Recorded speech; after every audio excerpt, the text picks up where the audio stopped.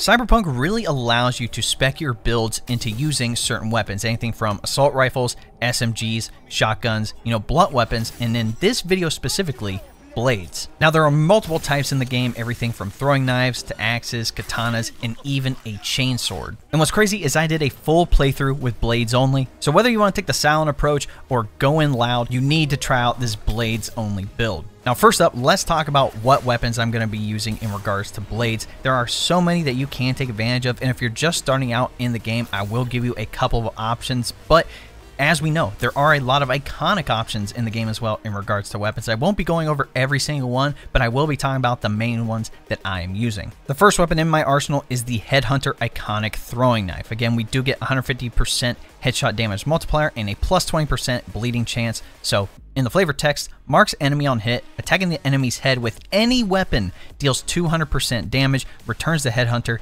and clears the mark. Having this weapon just give a base damage bonus for any headshot with any weapon is just completely wild. If you want this knife, it's actually pretty easy to get. If you come to Pacifica over here and hit this melee weapon vendor, he actually just sells it. That's it. You can pick it up, so just hit the Westwind Apartments fast travel and come over to this vendor. The second weapon on the list here is the Agao axe. If you didn't know, axes are now throwable items with update 2.0, and this axe can only be obtained if you have Phantom Liberty. If you don't have it, don't worry. Like I said, I'll be talking about some other weapons here in a bit. But we do get plus 125% headshot damage multiplier, plus 25% armor penetration, and a plus 30% shock chance. This one will have them shaking in their boots. Crit hits with throws emit a shockwave that can damage multiple enemies. So not only do you have something that does really good headshot damage, plus penetrates their armor, which can deal more damage to higher tier enemies. If you hit one enemy in the crowd, it can shock a bunch of them, which will either kill them or make them weaker. And the thing that I do like about this axe is that if you get it upgraded enough, you can actually one-shot things like turrets, and the turret just blows up. The enemy doesn't even know that you threw something at it. So if you wait a couple of seconds and you don't get caught, the enemies just go back to business as usual. Again, this does work on cameras as well. That's why I really like this axe. Like I said, you can only get it if you have Phantom Liberty, so it is in Dogtown here. If you come to the Luxor High Wellness Spa fast travel location up here in Dogtown, there'll be an increased criminal activity for the Voodoo Boys here. Go in, destroy all the Voodoo Boys. There will be a boss. Take down that boss and you can get the axe. And the third weapon I like to use is a katana, the Byakuya iconic katana. I really like this thing. So we do get plus 25% armor penetration and plus 30% bleeding chance in the flavor text. Byakuya's perfect balancing allows you to leap toward an enemy with full force. Killing them allows you to temporarily perform a rapid combo of attacks. The one thing that I do like about the sword is that the speed of the attacks is very fast, and if you're in the Sandevistan, you can pretty much keep up a very fast speed with the katana while the time is slowed. Now, if you want this katana, you're going to have to complete every gig in Westbrook for Wakako, and once you complete all of them, she will give you a side quest called Professional Widow, basically telling you to go to your apartment here in Watson. Again, it's your original apartment, the Mega Building H10 Atrium Fast Travel. Just hit this to hit your apartment, and it will just be in your stash. That's how easy it is. Now let's talk about some other weapon options in regards to iconics and non-iconic weapons. And no, I am using the Sandevistan and the active camo, so I kind of picked some of my blades around that fact. I won't be talking about where to get all these iconic weapons. You can easily Google it, and honestly, telling you how to get all of these would take up half of the freaking video. But one thing I will mention is that the one thing I like about non-iconic weapons, because if you're just getting started in the game, you're not going to have access to iconics or even just tier 5 weapons in general. The one good thing is that these non-iconic weapons can come with mods. Not a lot of iconic blades in particular can come with a mod slot. Yes, the Cut-O-Matic here does have 2 of them, but all these other blades do not. So just keep that in mind. And again, if you do want better and better mods, all you have to do is collect the mods, whether you buy them or pick them up off targets. Go to crafting. You can actually craft any mod up to tier 5 as long as you have 2 of the previous tier type. And so you can just upgrade those all the way. Now the first backup weapon on the list is the Jinshu Maru, this iconic katana. Last hit in the combo guarantees crit damage. While optical camo is active, all hits are critical and allow you to leap toward your target, increases damage against elite enemies. So if you are going to be using optical camo, and the tougher the enemies, the better the sword can perform. The next one is the Scalpel Katana. So increases electrical damage. Again, this is an electrical katana, but while the Sandevistan is active, increases crit chance by 50% and hits apply bleeding. So you get the shock and the bleed on top of increased crit chance with the Sandevistan. Now these next two are a combo that I would recommend pairing together, which is the Nihon knife with the Satori katana. Again, these can both be obtained from the heist very easily. You pick the knife off of Saburo's body and the katana out of the AV on the roof. So with the Nihon, deals bonus melee damage just base-wise. Thrown hits apply bleeding. If the enemy is already affected by bleeding from Satori,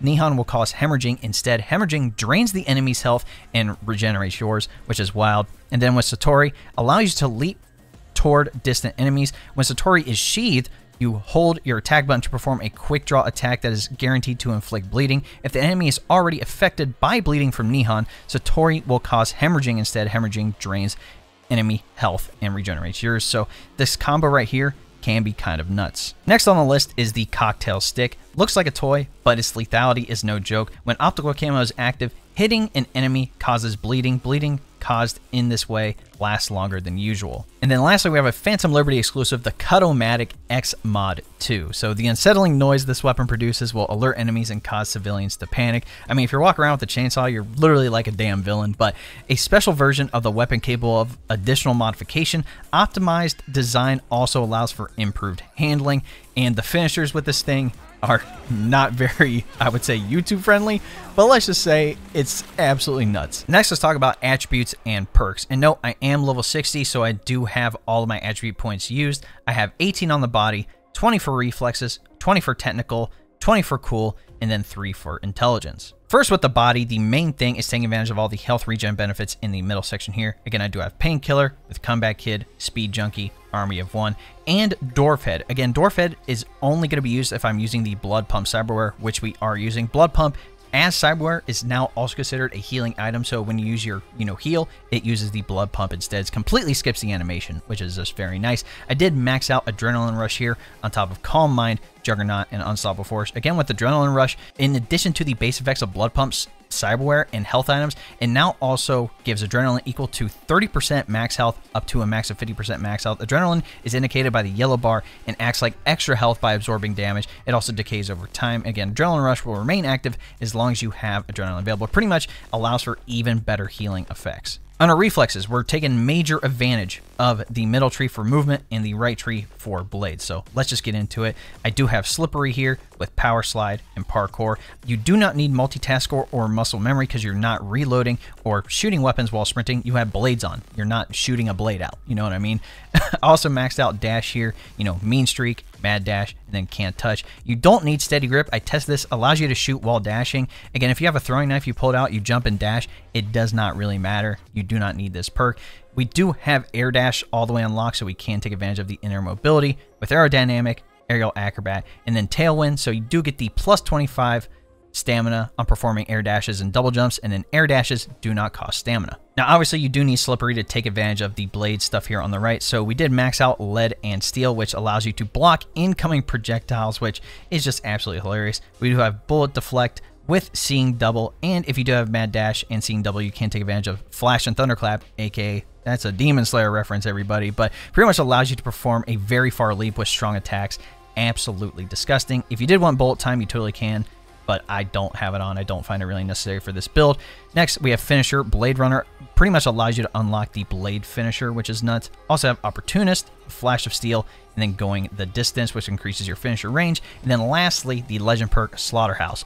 All attacks, counterattacks, and deflected bullets apply bleeding, which increases dismemberment chance. Bleeding cannot kill enemies, but does make them more susceptible to finishers. It is a plus 25 stamina for dismemberments. Under technical, we're only really taking advantage of the middle tree for the Cyberware stuff. Again, we did max out all things cyber with Chrome Constitution, Renaissance Punk, Lucky Day for more crafted components from looting, Driver Update, and then Chipware Connoisseur. This one's really good because when you go to upgrade your Cyberware later on, you get more stat modifiers, so you can really cater into your build, which I highly recommend having this perk on when you go to do that. Next, we do have a License to Chrome, which does unlock new Cyberware slot for the Skeleton. We have Cyborg, Ambidextrix, which is another Cyberware slot for our hands here. Extended Warranty. I don't have built different. You can put it on if you'd like, but it only gives you access to the cellular adapter Cyberware, which we're not really going to be taking advantage of for this build in particular because we're not using tech weapons and stuff like that. Basically, there's other benefits with cellular adapter that we don't really need, so we don't have this on. But we are going to be using Edge Runner, which is nuts. So it allows you to exceed your Cyberware capacity buy up to 50 points at the cost of minus 0.5% max health per point. When you neutralize an enemy during combat, there is a 0.1% chance for each point your overcapacity that will enter a fury state. In this state, you will gain plus 10% damage, plus 30% crit chance, and plus 50% crit damage, and it lasts 12 seconds. Under Cool, we're taking heavy advantage of the middle and right skill trees. Again, this is stealth and knives, so we do have feline footwork here, a small target, and then blind spot. We maxed out ninjutsu so we can do the crouch sprinting, which is very nice if you're taking it stealthy. We also have Serpentine here with Creeping Death, which is focused around optical camo. You don't really need Vanishing Act, in my opinion, but at least have Creeping Death, and then Shinobu Sprint. In the bottom right, this section is basically by itself, but we have Killer Instinct with Quick Getaway and Gag Order, pretty much allowing for really good stealth gameplay, you know, delaying detection from nearby enemies if you get caught, you know, more movement speed after neutralizing a target. These can be very good for stealth gameplay. And then for our knives, we have, well, knives and axes, any throwable melee weapon in particular. So we do have Scorpion Sting maxed out with Parasite, Neurotoxin, and Corrosion. And then we maxed out Juggler. Juggler is freaking nuts. So instant cooldown reset for all throwable weapons after neutralizing an enemy with a throwable weapon via headshot, crit hit, or poison. So as long as you get a kill with the knife, it's almost guaranteed that you're going to get that knife back. We also have Pay It Forward with Finisher, Act of Mercy. Again, this unlocks the finisher for blades, and then Sleight of Hand. And then if you do have, you know, Finisher, Act of Mercy, you can get access to Pounce, which increases that distance. So you literally can jump very far with just the knife to finish the target. And then we do have Style over Substance. So guaranteed crit hits with throwable weapons when crouch sprinting, sliding, dodging, or dashing. No movement speed penalty when aiming a throwable weapon. Usually when you aim a throwable weapon, you like slow down, but with it now, you can keep up that movement speed. And then for intelligence, we don't have anything here. We're not going to be net running. No, I did take advantage of two vehicle perks, which is Stunt Jock under Reflexes, so I can jump out or slide out of my vehicle, which is very nice. And then also the one under Cool, which is Road Warrior, which allows me to use the Sandevistan to slow down time while I am driving. Now, if you have Phantom Liberty and access to the Relic skill tree, I would recommend maxing out the bottom sections here, which are very good. First up being Vulnerability Analytics. So during combat, you can now detect vulnerabilities in enemy armor and cyberware. Hitting vulnerabilities gives 100% crit chance plus 25% armor penetration, weak spot damage bonuses. Dealing enough damage to a vulnerability will cause it to explode, generating an EMP blast that damages enemies within 3 meters. And if you put on machine learning, it makes it even better. So destroying an enemy's vulnerability grants plus 10% frequency of new vulnerabilities appearing on other enemies and a plus 5% crit damage against those vulnerabilities. The duration is 25 seconds and the effect can stack up to 5 times. Reaching max stacks doubles these effects. So if you're in a lot of gunfights and you can take advantage of a lot of vulnerabilities on a lot of targets, you basically get free damage as long as you hit those. Now, the other one here focuses around optical camo. So emergency cloaking improves optical camo cyberware. Activating optical camo during combat by pressing, you know, whatever your button is for that, will cause enemies to lose track of you, giving you a chance to exit combat. Note, to use this ability, you must have the optical camo equipped in your combat gadget quick slot. Again, you basically need to have it on your cyberware and connected in your inventory. Now, the bonus of emergency cloaking, if we go over here, is sensory protocol. When crouched, becoming detected by an enemy will temporarily slow down time, dodge, or dash out of the enemy's line of sight to immediately exit combat. So this is pretty much a very good stealthy thing. So instead of you having to activate your Sandevistan, this is an automatic thing. It's almost like Synaptic Accelerator, but you don't have to have the cyberware on. Now, for your other relic tree perks, these ones aren't absolutely necessary, but again, you can just fill them out. So Jailbreak does give bonuses to your arm cyberware. Again, Mantis Blades, Gorilla Arms, Projectile Launch System, and the Monowire. If you did want to stay true to the all blades, you could do Mantis Blades and then get the bonus with spatial mapping if you would like. But if you look at my inventory, no, I do have the Gorilla Arms on. Now, the reason being is because Gorilla Arms give a passive, basically stat bump to your body attribute. So as you can see, with the Gorilla Arms, I get a +6 for the Tier 5. Again, Tier 4 is +4, and then Tier 3 is a +2 to the body stat. And the reason being is because if I come across a door that's level 20, I can't open it with 18 body, but with the Gorilla Arms, it goes above 20. It doesn't really matter because the doors can only be 20, but This guarantees that I can open up every door in the game. Now let's talk about cyberware and stats to look for when upgrading your cyberware. So first up in the left column, let's start with the frontal cortex. First thing here is the Axolotl iconic cyberware, which I believe you can only get if you have Phantom Liberty. The main thing is that it gives a significant cooldown instantly for all cyberware after neutralizing an enemy. Again, as you can see with tier 5++, it's a minus 12.5%. Pretty sure base wise it's like minus 10%. So as long as I get 9 to 10 kills, you know, I can pretty much instantly cool down my Sandevistan, my optical camo, pretty much any other cyberware that I am using. So that helps a lot. Next, I have Self-Ice. Automatically negates an enemy quick hack, plus 2 max RAM. That doesn't really matter. The main thing is that you can pretty much nullify any quick hack that goes against you, whether it's from, you know, max tack, you know, the toughest of the tough, or any other boss that tries to quick hack you. This just helps tremendously in my opinion. And then lastly, Mechatronic Core. Plus 40% damage against drones, robots, mechs, and turrets. Again, this is tier 5++, so do keep that in mind. Any extra damage you can do to robots is going to help a lot. If you don't have the Axolotl, you can always substitute in the Newton module. The cooldown percentage is a lot less per kill, but anything can help you, especially if you are just starting out in the game. Under the arms, I am using the Toxic Gorilla arms, but you can honestly use whatever gorilla arms that you like. It honestly does not matter. If you do want to stick with the blades theme, you can do Mantis blades, or if you want to get the max tack Mantis blades, again, definitely Google search on how to get these blades because the quest for it is kind of hilarious. Next, let's go over the skeleton cyberware, which does affect your armor, so keep that in mind. First up, I am using Parabellum, which is basically just a straight bonus to your armor, which is very, very good.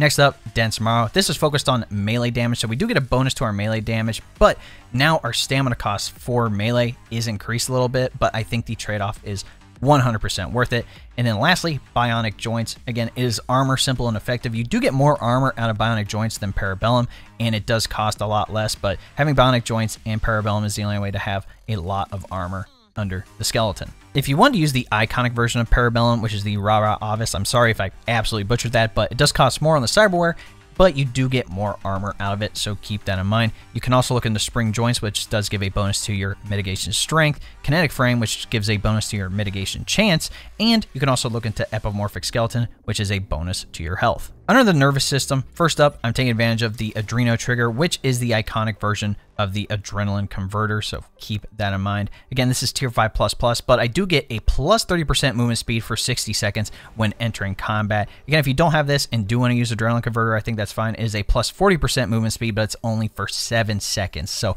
this one lasts an entire minute, which is just absolutely just disgusting for how long that lasts.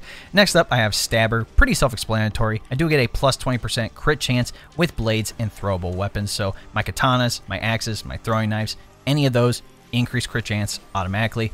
Then lastly, the Tyrosin Injector. Successful takedowns grant plus 21% headshot damage for 15 seconds and 11% movement speed. So if I sneak behind a target and take them down, again, if you are taking more of a silent route, this can be very good cyberware, giving you that free bonus damage. Now for other cyberware look into for this, you can look into using Neofiber. It does give a bonus to your mitigation chance and strength. You could do Visual Cortex support, so your crit chance increases the farther you are from the enemy, but this is only going to be viable with throwing knives and, you know, the throwing axes, stuff like that. Or if you wanted the iconic version, you could do Deep Field Visual Interface, so basically gives an even higher bonus with this, but I don't find these absolutely necessary since we are going to be kind of close quarters with this build since it is all blades. Now going over the integumentary system, the cyberware here also affects your armor, so keep that in mind.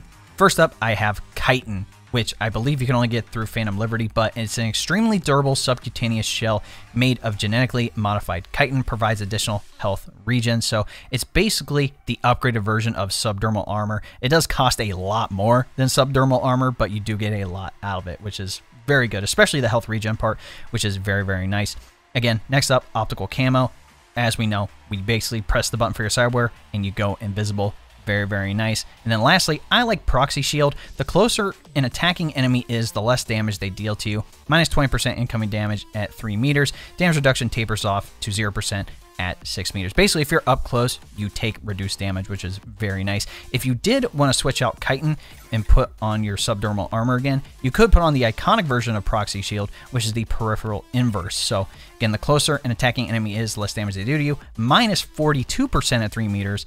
versus -20, so it is a big difference here. Same taper off distance, but honestly, you can switch around those ones the way you like. Under the operating system, we're going to be taking advantage of David Martinez's mostly confirmed Sandevistan, the Militech Apogee Sandevistan. So when it's active, it slows down time by 85%. It's a plus 10% headshot damage, plus 14% crit chance, plus 13% crit damage. And then neutralizing an enemy when active gives plus 20 extended duration and plus 22 stamina. The reason being for the stamina portion is because every time you throw a knife, every time you swing the katana, again, that does use up stamina, and you can run out of it fairly quickly if you are not getting kills.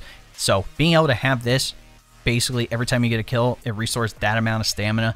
It's just absolutely nuts. Now, moving on to the face, note I do have the second one available, which is from Phantom Liberty. Again, if you don't have Phantom Liberty, you're not going to have access to this. This one really isn't important. The optics are the important portion, which I really like. Kuroshi, the Oracle optics. So it pretty much highlights everything. So effects active when scanning, so highlights enemies within 19.5 meters, including enemies behind cover. So if you're just walking through a building or an enemy area, you can just tag people through walls. You don't have to get on any cameras or anything like that. Freaking nuts. Highlights cameras and turrets as well within 39 meters. Highlights explosive devices and traps near your crosshair and within 29 meters. These effects remain active for 60 seconds after scanning, and it is a 10 times optical zoom when scanning or aiming. Again, you could take advantage of something like Kuroshi Cockatrice optics, which does increase your crit chance even more. It does cost a lot more on the Cyberware, but I really like being able to pretty much be able to see everything right when I walk into the building. Now, under hands, there really is only one piece of cyberware that you can use for blades in particular, which is handle wrap. So when equipping or throwing a throwable weapon is a plus 27% crit chance with throwable weapons for 6 seconds. All the other ones are focused around either smart weapons or recoil direction, spread pattern, you know, being able to ricochet bullets, reloading for an electrical EMP, stuff like that, which knives cannot really take advantage of. So for your second cyberware, you can honestly put whatever you want on here. It's not really a big deal. I just opted for the Johnny and V tattoo. Under the circulatory system here, again, like I mentioned, we are taking advantage of Blood Pump, which does take over your health item. It's a very powerful health item here and can take advantage of things like Adrenaline Rush. Basically, it skips the animation of you having to, like, you know, use it, and it just automatically happens, which is something that I really do like for this build. Next up, Adrenaline Booster. Plus 24% stamina whenever you use a melee weapon to neutralize an enemy. Again, this is tier 5+, so keep that in mind. Again, being able to neutralize the enemies with katanas and blades that use stamina, being able to have that stamina back for each kill is going to be very important. And then lastly, heal on kill. This is very good, so plus 7.25% health when you neutralize an enemy. Any health back that we can get on top of health regen can be very good, especially if you are playing the game, you know, on hard or even very hard, or if you are going up against tougher enemies. The only other piece of cyberware I'd look into is the iconic isometric stabilizer. It's a minus 19% stamina cost for all attacks. The base version only gives reduced stamina cost for shooting, so having something that gives you a stamina cost, you know, reduction for all attacks, including throwing knives and katanas, can potentially be useful. And then on my legs, I personally like the reinforced tendons. The double jump is just absolutely disgusting. As we know, it's very good for movement. I really have nothing else to say here. If you want to be silent, you can go Link's Paws, or if you want to increase movement speed, you can go the Leroy Ligament System, or even something like the Jenkins Tendons, but personally, reinforced tendons are the way to go. In regards to stats for some of the cyberware, the main things I would focus on personally is stealth damage, melee damage, the health regen bonus, and if you did want to go resistances in particular, melee damage resistance, since you are going to be up close to targets, you could also do armor as well. Basically anything that's going to give you bonuses to your stealth gameplay, your melee gameplay, and increase resistances and health effects. But that, ladies and gentlemen, is my blades only build for Cyberpunk 2077. Let me know what you guys think in the comments. Like I said, there are a variety of blade weapons that you can take advantage of, a variety of cyberware that you can switch out and test for yourself. Again, definitely copy this build, test it for yourself. If there's something that you like using in particular, you know, something that combos with an iconic weapon or just a regular weapon, basically any cool interaction that can be taken advantage of this build, definitely let me know in the comments, because I'm testing stuff out in this game all the time. In any event, if what you saw was valuable or entertaining to you, be sure to drop a like on the video, subscribe to the channel, and then turn on the bell next to notifications so you don't miss out on another build video here on the channel. If you didn't know, we live stream here on YouTube and then also on Twitch. That link will be in the description. Mainly Twitch for the Cyberpunk drops, including, you know, the gear, the Chesapeake, you know, Smart Submachine Gun, the Yasha Sniper, variety of stuff that you can get pretty much for free just by watching the stream. Also, be sure to join my Discord. People are talking about Cyberpunk. Again, I do main Destiny 2 as well, so we have people looking to do Destiny 2 activities together, but people are also talking about PC tech, anime, and more. Lastly, if you want to support the channel even more, you can look into becoming a member. If you don't know what a membership is, it is like a Twitch subscription. Again, it's going to give you access to the exclusive emotes, the monthly badges, and other cool stuff here on the channel for only $3. So it's cheaper than a Twitch subscription, which is absolutely wild. But if you would like more information, all you need to do is press the join button next subscribe, and that'll give you a rundown with all the details you need. All right, ladies and gentlemen, it's been your boy. We'll catch you in the next one. Cheers. Let the truck breathe. Careful now.